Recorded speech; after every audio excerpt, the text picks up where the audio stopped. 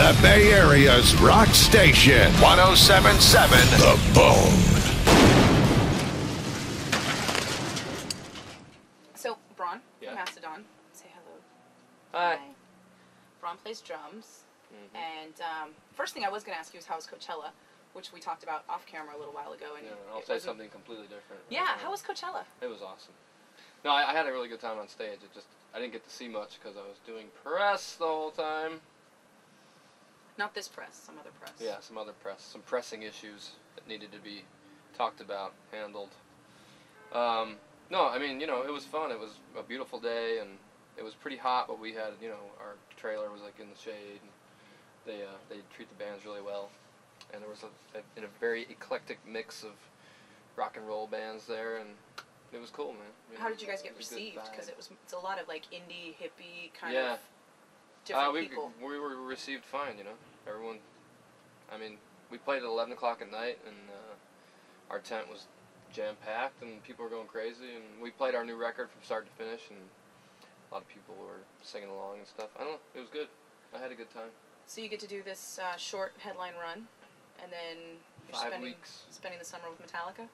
Yeah, summer camp with Metallica, heavy metal summer camp. Are you guys excited, or is it just like another day in the life of Mastodon? No, it's totally exciting. I mean, I'd be lying if I said I wasn't excited about it because, it's a big deal. Obviously, Metallica. And then you guys come back around on Outside Lands, so it's another big eclectic festival with an interesting mix of artists. Yeah. Is there anybody on that bill that you're kind of excited to play with? Well, yeah, I mean, Mars Volta. We've played with them before, but I always look forward to seeing them and watching those guys play. They're good friends, so that'll be fun. I don't remember all the bands that are on it. I looked at the poster once and was like, wow, cool, that's crazy. I'm not sure what day we play on, so I'm not sure. But I think I might come in like a couple days early because I want to get a tattoo finished. And Tim Lehigh's started my ribs like last year when we were here on tour, and I need to get them finished. So. Is there some other stuff that you do in the Bay Area?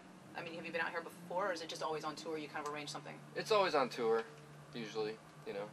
Anything that you like to come back to? Like, did you eat someplace fun, or go to a cool bar, or just the tattoo well, thing? we've been to a bunch of cool bars, but I don't know what the names of them are. Wherever Matt Pike works.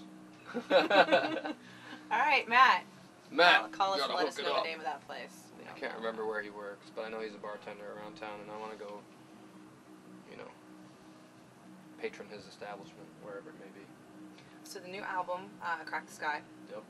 Now, that's your sister that died? Yeah. it was named for? Yeah. In essence, I mean, it was if I get it correctly, that it was kind of a phrasing that you guys turned as well for more than one meaning. Yeah. And it's your second major label release. How's life on a major label? It's fine. Is it they don't bother huge you too much. difference? Not or at all. Has it been kind of the same old? It's just it's not the same, but in the respect that it's different is a good thing. I think there's just so many more people that are working all at the same time to helping further get our music out there to more people. So More press. Yeah, more press and especially kind of like globally. They just have more resources. They're just able to, and then they let us kind of have free reign on like artistically we can do whatever we want, so we just give them all these ideas like, hey, we want to make this thing special edition with a tunnel book that comes out, and they're like, yeah, cool, we'll make it happen. So that's really cool that they're able to let us kind of do our thing. Was one of those things Brendan O'Brien? Because this is the first time you've worked with him, right? Yeah. Well, he's kind of a big dude. He is, and it just kind of happened naturally. We weren't like looking for anyone really that caliber, but it just kind of planets aligned type of situation for us. Just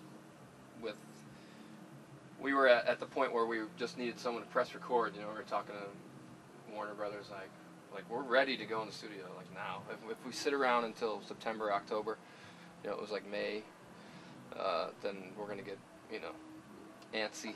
And at some point, someone needs to take the paint and the paintbrushes away from us, because we'll just sit there and keep like rearranging stuff and piling more riffs on top of it, Next thing you know, it's a double CD. Yeah, and you don't want that. Not these days. People can't handle it.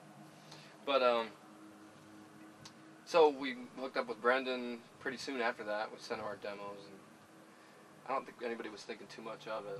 Like we're kind of small potatoes compared to what he's worked with in the past. But he really dug it, and he lives in Atlanta, and the studio was 4 minutes from my house. So, I mean, all that was kind of, we would have gone wherever he wanted us to go, because we were just real interested to see what our music would sound like through the big rock filter of What made you Brendan. guys decide to get a new producer? Because you worked with, was it Eric Seal? No, Matt Bayless. Thank you. So he I was don't pretty know, much we the just previous three, right? Yeah, we never worked with anybody else, so it's kind of like one of those things where you date the same girl through high school, and then when you go to college, you're like, babe, let's see other people just for like a year or two, and then, let's see what happens. So what do you feel like happens? So Brendan's our new college girlfriend. Alright. College girls put out big time. Totally. So with this being another concept album, and the concept, I know you've probably had to explain it 1,000 times, but for people who haven't read... Deep breath. You've got a spiel, right? Do you want that?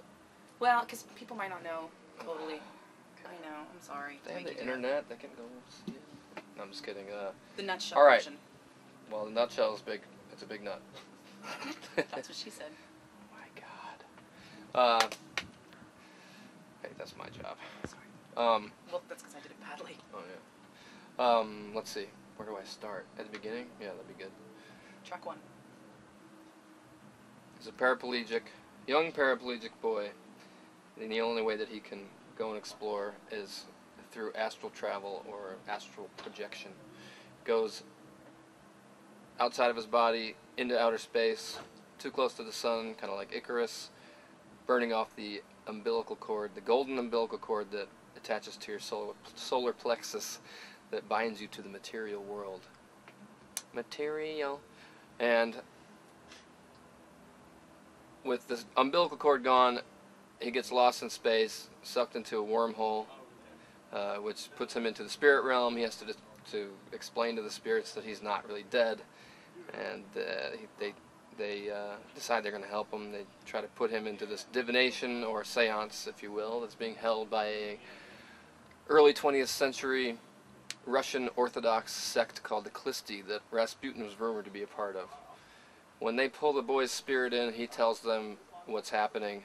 They decide they're going to put his spirit into Rasputin's body, and when Rasputin is assassinated, then the boy's spirit, now exhausted from his journey, will be carried back through the wormholes and space back into present day and back safely into his now miraculously healed body. God damn it. How does a concept like that pop up?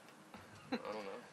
I mean, when you guys are writing the CD, are you all like kind of hanging out, jamming, writing things, or does somebody bring in a piece, or how does that work? Well, musically, it happens a bunch of different ways. The story thing is just a way for us. We kind of get.